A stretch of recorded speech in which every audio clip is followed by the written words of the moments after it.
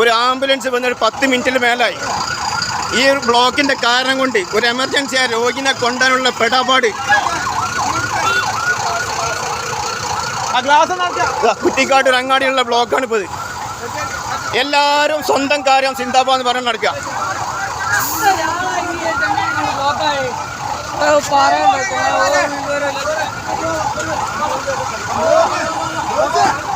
അവിടെ കയറ്റാൻ ഇങ്ങോട്ട് വാ.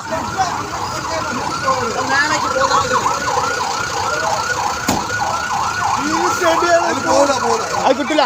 ആ KSRTC കയറിയണ്ടില്ലേ?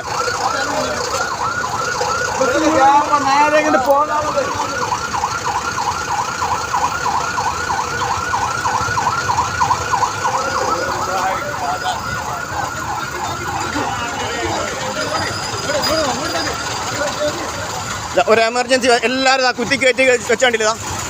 അവനവൻ്റെ ട്രാക്കിൽ കൂടെ പോരാൻ ഒരു കുഴപ്പമില്ല.